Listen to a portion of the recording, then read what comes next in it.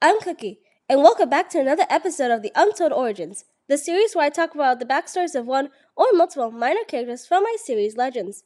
Today, I'll be talking about another group of characters called the Guardians, who are tasked with protecting an ancient weapon called the Beacon of Light. There are 10 Guardians, so I'll be doing the same thing I did with the 7 Princesses, and splitting them up into multiple episodes. I'll start with the current leader of the Guardians, Aurora. Born in Wolverina, Aurora was the only child her parents had. She was their miracle baby, so they looked after her with special care. She had a fairly normal childhood, even if some of the kids her age believed she was spoiled because of her parents' treatment, though that could be further from the truth. When she was young, her parents adopted a little black kid in Aurora named Knight. Knight and Aurora grew to be very close, and she honestly considers him to be her best friend. One day, when she was out with her parents, she saw the Beacon of Light, an ancient weapon that was a bright beam of light which helps to protect Wolverina, up close for the first time. And she was in awe. Immediately, she flooded her parents with questions about the beacon, which they can only give vague answers to. Aurora would spend days looking for any information she can find. However, a lot of the information about the beacon has been lost. This only caused her to be more curious. Over the next few years, Aurora continued trying to learn about the beacon and visited whenever she can. This soon caught the attention of the beacon's guardian, Dawn. One day, Aurora treaded very close to it and was spotted. I see you around here often. You must be a curious one. Yeah, I've been interested in the beacon since I was a kid. I could just spend all my time here. Perhaps that time will come soon enough. Now run along. I've got work to do. At the time, Aurora didn't understand what she meant. That was until a few years later when an application went around about how Dawn was planning to retire in the near future and needed a successor. For the next few years, she would train in a group of apprentices, and the best one will become the next guardian. Aurora wasted no time filling out the application, and when she found out that she was accepted, she first told Knight the news before her parents.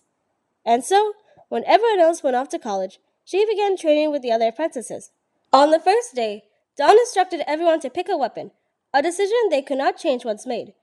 One of the options was a sword, but unlike a normal one, this sword had a few bends in it, making the blade have a squiggle instead of a straight line.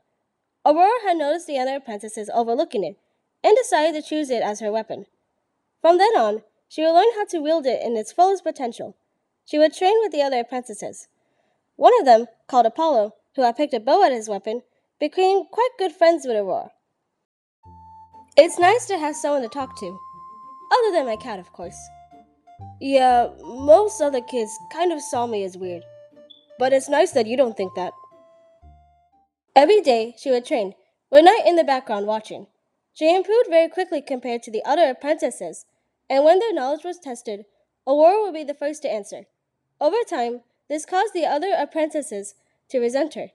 They would talk behind her back, believing she didn't deserve to be a guardian. This only pushed Aurora to try harder, to earn their approval. She spent all her time dedicated to training, even when no one wanted to fight her. Even Apollo started avoiding her, missing the friend he once knew. Aurora, though upset, channeled her emotions into getting better. Dawn watched her very closely, growing more concerned. Tell me, Aurora, why do you want to be a guardian? To protect the beacon, of course. Is that so? Does that desire come from a place of selflessness or selfishness? I don't lose sight of your way. Remember that. Aurora thought about what Dawn said, but ultimately decided to push it to the back of her mind. Throughout this all, Knight tried persuading her to rest, but she would ignore him. Finally, the last assessment came, and Dawn asked everyone a simple task: to bring an offering to the beacon as a sign of their dedication. Aurora knew exactly what she wanted to do, and set off to the forest with Knight. She remembered learning about the crystals that were decorated around the beacon, and knew exactly where to find them. After some journeying, she found a cave, the one she had been looking for, and set her equipment down by the entrance. Just as she was about to go in, she noticed Knight not following her.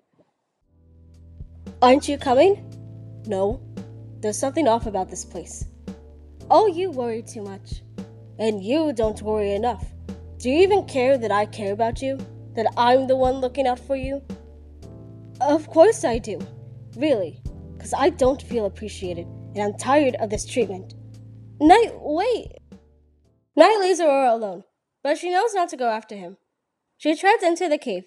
Eventually, she makes her way to a large opening where all the crystals are, as well as an underground river, and is in awe.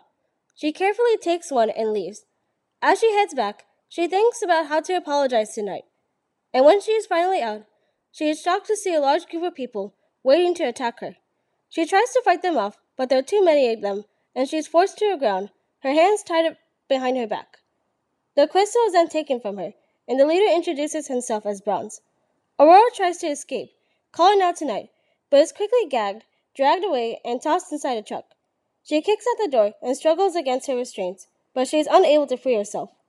After some time, the truck doors open and she attempts to escape, only to be forced back in by her captors, who get in the trunk as well. She notices them smirking and making quiet snide remarks, and realizes that they must have done something to Night. It is then that the truck starts moving, presumably heading to the beacon. On the way, Aurora reflects on her actions, realizing how much she's messed up.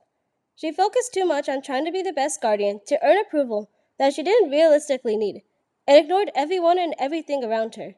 And now, she has no one to help her. Eventually, the truck arrives at the park where the beacon is, and Aurora is forced out and taken to it, where the rest of the princesses are presenting their offerings to Dawn. As Apollo is handing over his, Dawn sees Bronze and his group, quickly telling the apprentices to get into battle position. But as soon as she sees Aurora, she orders them to hold their fire and demands Bronze to release her. Aurora takes note of both their mannerisms and pieces together that Bronze and Dawn know each other. Bronze demands Dawn to allow her near the beacon, otherwise he would kill Aurora. Reluctantly, she agrees, and he, Aurora, and another one of Bronze's group, who is holding Aurora, walk over while the other apprentices are forced to stay. She locks eyes with Apollo briefly as she walks by. They arrive at the top, when Bronze takes out the crystal. I've been watching you for a while. I know the crystal is damaged and in need of repairing. Don't worry, I'll take care of it. Suddenly, a loud blast is heard. Aurora sees Night and some enchanted animals, who she doesn't recognize, fighting Bronze's group. Bronze gets distracted by this, and Dawn uses this as an opportunity to attack him. During this, Aurora tries to escape, and thanks to Night's help, she manages to break free and swiftly takes her sword back from Bronze. I won't go into too much detail of the battle, because I'll cover it more in depth in Night's video, and I have an idea of an animatic of this scene, but note that Bronze is killed, Dawn is severely injured, and the beacon chooses Aurora, Night, and the other enchanted animals to be guardians. As the other apprentices check on Dawn, Aurora questions why the beacon chose her after everything she has done. Dawn tells her that the beacon recognized her motives and willingness to protect it. She found her way despite everyone around her. The apprentices apologize for their actions, and likewise, Aurora apologizes to them, especially to Night and Apollo. The apprentices, except Apollo, take Dawn to get her healed. Apollo and Aurora talk for a bit, and Aurora asks him what he plans to do. He is unsure, and wonders if they'll see each other again. Aurora hopes so, and tells them that if the beacon is ever in danger again, to come. Once Dawn fully recovers, a proper ceremony is held, and she formally passes the title of Guardian to Aurora. And that's all I have for this video. Make sure to comment below what you thought of her backstory. Thank you so much for watching. Bye-bye!